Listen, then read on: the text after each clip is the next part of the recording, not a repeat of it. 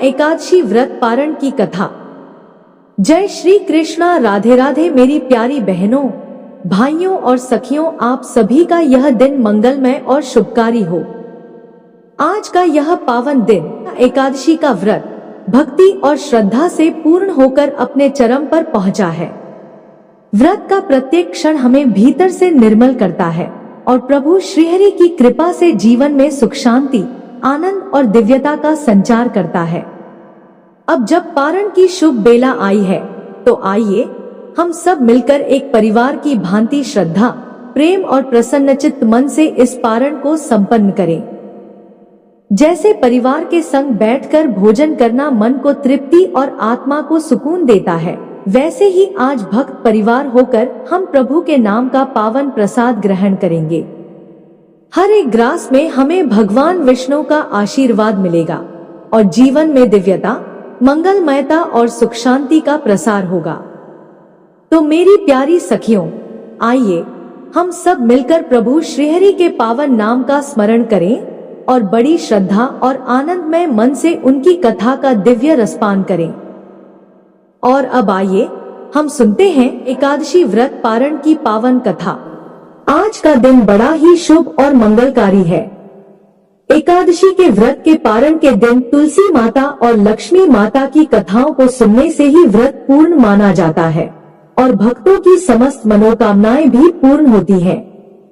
तो जिन लोगों ने व्रत नहीं भी रखा था, उन्हें भी द्वादशी के दिन तुलसी माता की कथाओं को सुनने से धन संपत्ति और अनंत शुभ फलों की प्राप्ति होती है। तो आइए भगवान श्री लक्ष्मी नारायण जी के चरणों का ध्यान करते हुए इन कथाओं को सुनते हैं। बोलिए श्री राधे कृष्ण भगवान की जय। आइए सुनते हैं तुलसी माता की संपूर्ण कथाएं। सावर्णी मुनि की पुत्री तुलसी अपूर्व सुंदरी थी। उनकी इच्छा थी कि उनका विवाह भगवान नारायण के साथ हो। इसके लिए उन्होंने नारायण पर्वत की घाटी में स्थित बद्री वन में घोर तपस्या की। दीर्घ काल तक तपस्या करने के उपरांत ब्रह्मा जी ने प्रसन्न होकर दर्शन दिया और वर मांगने को कहा। तुलसी जी ने कहा, हे सृष्टिकर्ता ब्रह्मदेव, आप अंतर्यामी हैं, सबके मन की बात जानते हैं, फिर भी मैं अपनी इच्छा आपसे बताती हूँ। मैं चाहती हूँ कि भगवान श्री नारायण मुझे पति रूप में मिले। ब्रह्मा जी ने कहा, तुम्हारा अभीष्ट तुम्हें अवश्य मिलेगा। अपने पूर्व जन्म में किसी अपराध के कारण तुम्हें श्राप मिला है। इसी प्रकार भगवान श्री नारायण के एक पार्षद को भी दानव कुल में जन्म लेने का श्राप मिला है। दानव कुल में जन्म लेने के बाद भी उसमें नारायण का अंश विद्यमान रहेगा। इसलिए इस जन्म में पूर्व जन्म के पाप के शमन के लिए संपूर्ण नारायण तो नहीं मिलेंगे, लेकिन नारायण के अंश से युक्त दानव कुल जन्म उस साप ग्रस्त पार्षद से तुम्हारा विवाह होगा। साप मुक्त होने पर भगवान श्री नारायण सदा सर्वदा के लिए तुम्हारे पति हो जाएंगे। तुलसी ने ब्रह्मा के इस वर को स्वीकार किया, क्योंकि मानव कुल में जन्म होने के कारण उस मायावी भोग को तो भोगना ही था। तुलसी बद्री वन में ही रहने लगी। नारायण का वह पार्षद दानव कुल में जलंधर के नाम से पैदा हुआ था। कुछ दिनों बाद वह भ्रमण करता हुआ बद्री वन में आया। यहाँ तुलसी को देखते ही वह उस पर मंत्र मुग्ध हो गया। तुलसी के सामने उसने अपने विवाह का प्रस्ताव रखा। इतने में ही महाब्रह्मा जी आ गए और तुलसी से कहा, तुलसी, जलंधर को देखो, कैसा देवोक उसका स्वरूप है। दानव कुल में जन्म लेने के बाद भी लगता है जैसे इसके शरीर में नारायण का वास हो। तुम प्रस्ताव को सहर्ष स्वीकार कर लो। तुलसी को भी लगा कि उसकी तपस्या पूर्ण हुई, उसे इच्छित फल मिला है। जलंधर के साथ उसका गंधर्व विवाह हो गया और वह जलंधर के साथ उसके महल में पत्नी बनकर आ गई। जलंधर ने अपनी परम सुंदरी सती साध्वी पत्नी तुलसी के साथ बहुत दिनों तक राज्य किया। उसने अपने राज्य का इतना विस्तार किया कि देवलोक तक उसके अधिकार में आ गया। स्वर्ग का सुख भोगने वाले देवताओं की दशा भिखारियों जैसी हो गई। जलंधर किसी को कष्ट नहीं देता था, पर अधिकार और राज्य छिन जाने से सारे देवता मिलकर ब्रह्मा, विष्णु और शिवजी की सभा में गए तथा अपनी विपत्ति सुनाई। ब्रह्मा जी ने कहा, तुलसी परम साध्वी है, उसका विवाह जलंधर से मैंने ही कराया था। जलंधर को तब तक नहीं हराया या मारा जा सकता जब तक तुलसी को ना छला जाए। भगवान श्री हरि विष्णु जी ने कहा, जलंधर पूर्व जन्म में मेरा पार्षद था। श्राप के कारण उसे दैत्य कुल में जन्म लेना पड़ा। इस जन्म में भी मेरा अंश उसमें व्याप्त है, साथ ही तुलसी के पतिव्रत धर्म से वह अजय है। फिर देवताओं की सहमति से भगवान शिव ने जलंधर के पास संदेश भेजा कि या तो वह देवताओं को राज्य लौटा दे या फिर उनसे युद्ध करे। जलंधर भगवान शंकर के पास पहुंचा। उसने कहा, देवा आदि देव, आपके लिए देवताओं का पक्ष लेना उचित नहीं है। राज्य बढ़ाना हर राजा का कर्तव्य है। मैं किसी को दुखी नहीं कर रहा हूँ। देवताओं से कहिए कि वे मेरी प्रजा बनकर रहे। मैंने आपका कोई भी अपमान नहीं किया है। हमारा आपका युद्ध शोभा नहीं देता है। अगर आप हार गए तो बड़ी लज्जा की बात होगी। मैं हार गया तो आपकी कीर्ति बहुत अधिक नहीं बढ़ेगी। भगवान शंकर फिर हंसने लगे। वे तो सब रहस्य समझते थे। तुलसी और जलंधर के पूर्व जन्म के श्राप की अवधि लगभग पूरी हो चुकी थी। फिर शंकर जी बोले, इसमें कीर्ति और लज्जा की बात नहीं है। तुम देवों को राज्य लौटाकर उन्हें उनके पद पर प्रतिष्ठित होने दो। युद्ध से बचने का यही एक उपाय है। जलंधर ने कहा, मैंने युद्ध के बल से देवलोक जीता है। कोई उसे युद्ध के द्वारा ही वापस ले सकता है। यह मेरा अंतिम उत्तर है। अब मैं जा रहा हूँ। ऐसा कहकर जलंधर चला गया। उसने अपनी पत्नी तुलसी को सारी बातें बताई और कहा, कर्म भोग सब काल सूत्र में बंधा है। जीवन में हर्ष, शोक, भय, सुख, दुख, मंगल अमंगल काल के अधीन है। हम तो केवल निमित्त हैं। संभव है भगवान शिव देवों का पक्ष लेकर मुझसे युद्ध करें। तुम चिंता मत करना, तुम्हारा सती तेज मेरी रक्षा करेगा। दूसरे दिन भगवान शंकर के नेतृत्व में देवताओं ने युद्ध छेड़ दिया। जलंधर ने भीषण बाणों की वर्षा कर उनका वेग रोका। उसके प्रहार से देवता डगमगाने लगे।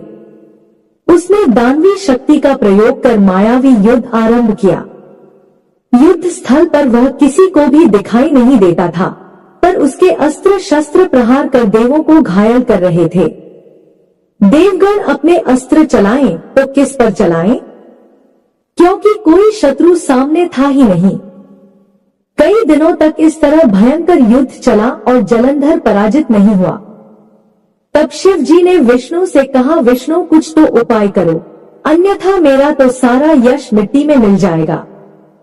विष्णु जी ने सोचा, बल से तो जलंधर को हराया नहीं जा सकता, इसलिए छल का सहारा लेना ही पड़ेगा। उन्होंने तुरंत अपना स्वरूप जलंधर जैसा बनाया और अस्त्र शस्त्र से सुसज्जित हो तुलसी जी के पास पहुंच गए और बोले, प्रिय मैं युद्ध जीत गया। सारे देवता भगवान शंकर समेत मुझसे हार गए। इस खुशी में आओ मैं तुम्हें अपने अंग से लगा लूं। पति को प्रत्यक्ष खड़ा देख तथा विजय का समाचार सुन वह दौड़कर मायावी जलंधर के गले से लिपट गई। इस प्रकार पति पत्नी दोनों ने आलिंगन हो खूब खुशी मनाई। पर पुरुष के साथ इस प्रकार के व्यवहार से उसका सती तेज नष्ट हो गया। उसका सती तेज जो जलंधर की कवच के रूप में रक्षा कर रहा था, वह कवच नष्ट हो गया। जलंधर शक्तिहीन हो गया। यह जानते ही भगवान शंकर ने उस पर अपने त्रिशूल से प्रहार किया।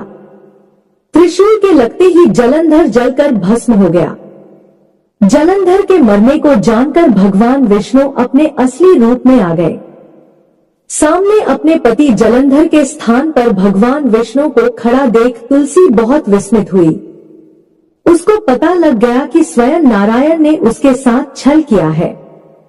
क्रोध में आकर तुलसी जी ने श्राप दिया और भगवान विष्णु से कहने लगी, एक सती स्त्री का सतीत्व भंग करने के अपराध में तुम हृदयहीन पत्थर हो जाओ।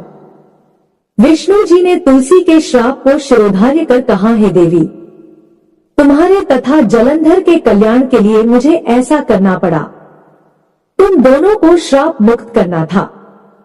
तुम भी अब अपना शरीर त्याग कर तुलसी बिरवा के रूप में जन्म लोगी और मेरी पूजा तुलसी दल से होगी। मैं शालिग्राम पत्थर बनूंगा, मेरे शीश पर तुम आदर से विराजमान होगी। तुम्हारे पति की हड्डियों के चूर्ण से शंख की उत्पत्ति होगी। उस शंख ध्वनि से देवताओं तथा मेरी पूजा आराधना होगी। जहां शंख ध्वनि होगी वहां मंगल में मैं विराजमान रहूंगा। तुमने पूर्व जन्म में बद्री वन में मुझे पाने के लिए बड़ी तपस्या की थी। अब अगले जन्म में मैं नारायण के रूप में बद्रीनाथ वन में स्थापित होऊंगा और मेरी पूजा अर्चना फल फूल से न होकर तुम्हारी तुलसी दल से होगी। मेरे शीश पर विराजमान होकर तुम मुझसे भी ऊंचा पद प्राप्त करोगी। बोलिए श्री लक्ष्मी नारायण भगवान की जय। बोलिए श्री तुलसा जी शालिग्राम जी की जय। एक बार माता लक्ष्मी ने भगवान विष्णु जी से पूछा, हे स्वामी, तुलसी के पास दीपक जलाने का क्या महत्व है और रोज शाम को तुलसी के पास दीपक क्यों जलाया जाता है? इससे मनुष्य को कौन सा फल प्राप्त होता है? तुलसी के पास दीपक जलाने की विधि क्या है तथा दीपक जलाते समय कौन से मंत्र का उच्चारण करना चाहिए? कृपा कर आप मुझे विस्तार से बताइए। तब भगवान विष्णु जी कहते हैं, हे देवी, आज आपने समस्त मानव जाति के कल्याण के लिए बहुत ही महत्वपूर्ण प्रश्न किया है।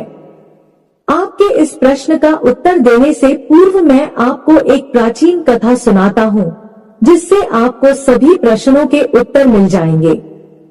इसलिए आप इस कथा को ध्यानपूर्वक सुनिए।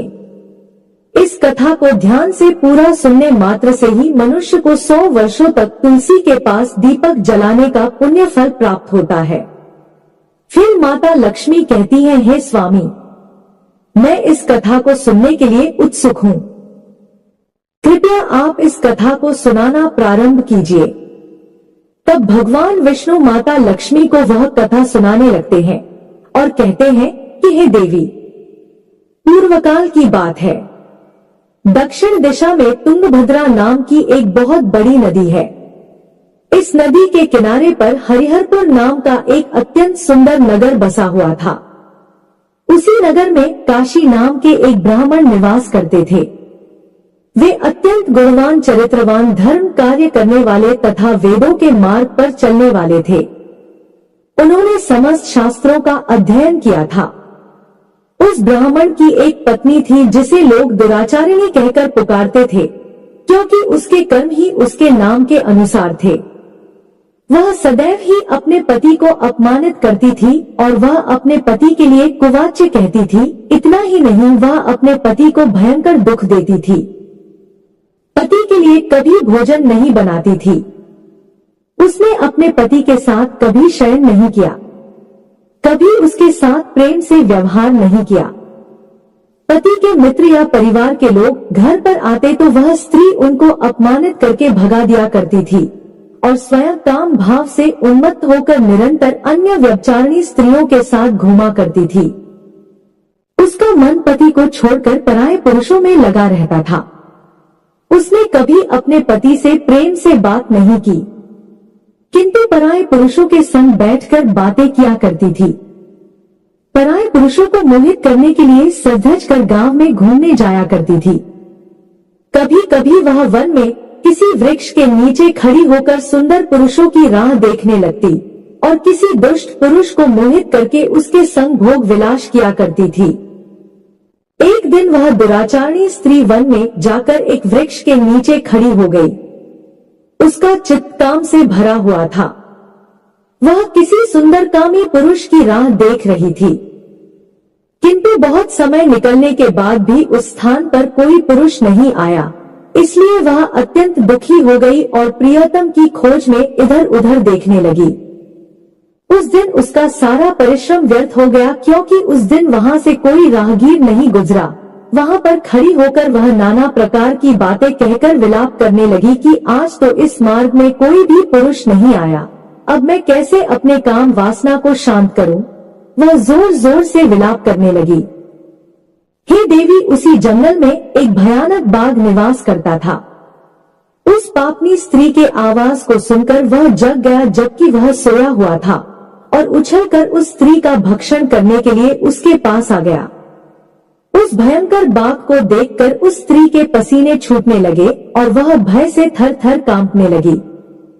वह स्त्री कुछ करती इतने में ही उस बाघ ने अपने पंजे से उसे घायल कर दिया और वह स्त्री धरती पर गिर पड़ी। धरती पर गिरते ही स्त्री चिल्लाते हुए बोली, अरे बाघ, तू किस लिए यहाँ पर आया है? मुझे क्यों मार रहा है? तू मुझे छोड़ दे, मेरा भक्षण करके तुम्हें क्या मिलेगा? उस स्त्री की इस अज्ञानता पूर्वक बात को सुनकर वह भयानक बाघ क्षण भर के लिए रुक गया और मनुष्य आवाज में हंसते हुए बोला, है दुष्टा, आज विधाता ने तुझे मेरा ग्रास नियुक्त किया है। तुझ जैसे दुष्ट स्त्री का भक्षण करना ही मेरा काम है, तभी मुझे इस शरीर से मुक्ति मिलेगी। वह स्त्री कहने लगी, है बाघ, तुम कौन हो? मुझे सच सच बताओ, तुम्हें किस कारण से बाघ की योनि में जन्म लेना पड़ा और तुम मुझ जैसी स्त्रियों का भक्षण क्यों करते हो? पहले मुझे सारी बात बताओ और फिर मेरा भक्षण करो। फिर बाघ कहने लगा, है पापिनी, मैं तुम्हें पूर्व जन्म का वृतांत सुनाता हूँ कि किस कारण से मुझे बाघ बनना पड़ा। पूर्व काल में दक्षिण देश में एक नदी थी और उस नदी के तट पर एक नगरी बसी हुई थी। उस नगरी में मैं निवास करता था। मैं एक ब्राह्मण का पुत्र था और नदी के किनारे बैठकर यज्ञ आदि कार्य किया करता था। मैंने उस जन्म में अनेकों पापियों के लिए यज्ञ किए, उन पापियों के घर का भोजन किया। मैंने धन के लालसा में अनेक पापियों के लिए कार्य भी किए। जिन वस्तुओं का दान ब्राह्मणों को नहीं लेना चाहिए, उन वस्तुओं का दान भी मैं ग्रहण किया करता और दूसरों से धन लेता था, लेकिन कभी वापस नहीं करता था। इस प्रकार से पाप करते हुए मुझे बहुत वर्ष बीत गए और मैं वृद्ध हो गया। मेरे बाल सफेद हो गए, मुंह के सारे दांत गिर गए, लेकिन फिर भी मेरी दान लेने की आदत नहीं गई और मैं पाप करता चला गया। फिर एक दिन मैं धन के लोभ से नदी किनारे गया और अन्य धूर्त ब्राह्मणों के साथ मिलकर हमने लोगों को ठगना, झूठ बोलना और झूठे मंत्र वचन बोलकर हमने बिना विधि विधान किए ही देवी देवताओं का पूजन किया और बहुत सारा धन दान में ले लिया। फिर उसी स्थान पर एक बीमार कुत्ते ने मेरे पैर में काट लिया और मैं मूर्छित होकर गिर पड़ा। उसी क्षण मेरे प्राण चले गए। फिर यम के दूत उस स्थान पर प्रकट हुए और मुझे पकड़कर यमपुरी ले गए। हे नारी, जहाँ पर यमराज ने चित्रगुप्त से मेरे कर्मों का लेखा जोखा निकालने के लिए कहा। फिर चित्रगुप्त कहने लगे, हे धर्मराज, इस ब्राह्मण ने घोर पाप किए हैं। इसने दूसरों से झूठ बोलकर धन लूटा है, विधि विधान से पूजा न करके झूठे मंत्र बोलकर भगवान का अपमान किया है। इसीलिए यह पापी ब्राह्मण केवल नरक जाने के ही योग्य है। फिर यमराज ने अपने दूतों को आदेश देकर मुझे नरक की अग्नि में डाल दिया और कई वर्षों तक सजा भोगने के बाद मुझे बाघ का शरीर प्राप्त हुआ और मैं इस दुर्गम वन में निवास करने लगा। मैं अपने पूर्व जन्म के पापों को याद करके कभी महात्मा, साधु, पुरुष, स्त्री, पुरुष, सतत्व स्त्री का भक्षण नहीं करता हूँ। मैं केवल पापी, दुराचारी तथा कुलटा स्त्रियों का ही भक्षण करता हूँ ताकि मुझे पापों से मुक्ति मिल जाए। फिर बाघ उस स्त्री से कहने लगा, है पापनी, तेरे आचरण से तू कुलटा दिखाई देती है। अपने पति को छोड़कर तू इस वन में अन्य पुरुषों के साथ भोग विलास करने के लिए आई है। इसीलिए आज तुझे मेरा ग्रास अवश्य बनना पड़ेगा। इतना कहकर उस बाघ ने अपने तीक्ष्ण नाखून से उस पापिनी स्त्री के टुकड़े टुकड़े करके उसे खा लिए। फिर उस स्थान पर यम के दूत प्रकट हुए और उस पापिनी स्त्री को उठाकर यमपुरी ले गए। चित्रगुप्त ने उस स्त्री का लेखा जोखा निकाला और यमराज को बताया। यमराज ने उस स्त्री को घोर नरक में डाल दिया। कई वर्षों तक नरक की अग्नि में जलने के बाद उसने फिर पृथ्वी लोक पर एक चांडाल के घर में जन्म लिया और फिर वह कई प्रकार के दुख भोगने लगी। इस दुख को सहन करते करते एक दिन वह तीर्थ स्नान करने त्रिवेणी में चली गई। वहां पर एक आश्रम के बाहर निवास करने लगी और उसी आश्रम में एक तुलसी का पौधा था। अन्य स्त्रियों को वहां पर तुलसी के पास दीपक जलाते हुए देखकर उस पापिनी स्त्री ने भी वही किया। उसने तुलसी के पौधे के पास एक दीपक जला दिया। फिर उसी रात हृदयाघात से उसकी मृत्यु हो गई और यमराज के दूत उसे ले जाने के लिए फिर से प्रकट हुए। जैसे ही यम के दूत उस पापिनी स्त्री को पास में बांधकर ले जाने लगे, तभी भगवान विष्णु के दो पार्षद उस स्थान पर प्रकट हुए और उन्होंने उन दोनों को रोक लिया और कहने लगे, इस स्त्री को छोड़ दो, यह स्त्री नरक जाने के योग्य नहीं है। तुम किसके आदेश से ऐसा अधर्म कर रहे हो? तब उन यमदूतों ने कहा, हम यमराज के आदेश से इसे ले जाने के लिए आए हैं, किंतु आप हमें किस कारण से रोक रहे हैं? यह स्त्री अत्यंत पापी है। तब भगवान विष्णु के पार्षद कहने लगे, यह स्त्री तो विष्णु भक्त है, यह नरक जाने के योग्य नहीं है।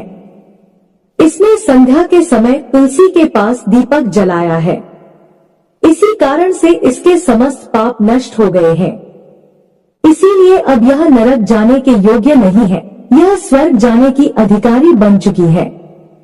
पार्षदों की बात सुनकर यमदूतों ने उस स्त्री को उसी स्थान पर छोड़ दिया और यमलोक लौट गए।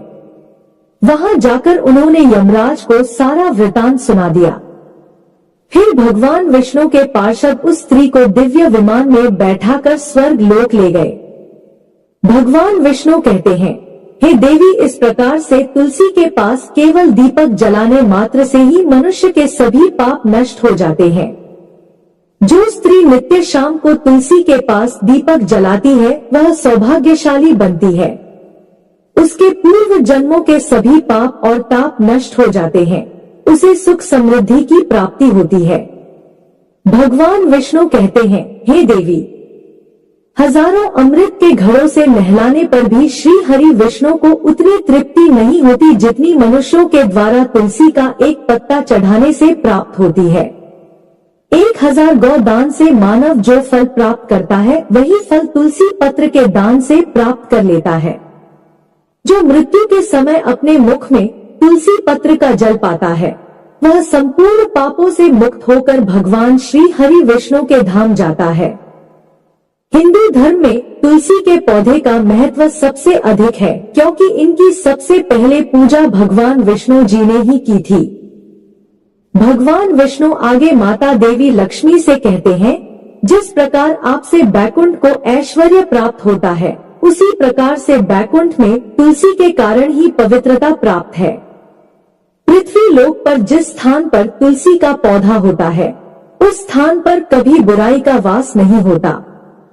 ऐसा स्थान सबसे अधिक पवित्र होगा। इसी कारण से हमें हमारे घर में तुलसी का पौधा अवश्य लगाना चाहिए।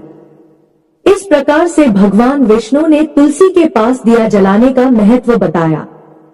तो प्रेम से बोलिए श्री लक्ष्मी नारायण भगवान जी की जय। बोलिए श्री तुलसी शालिग्राम भगवान जी की जय।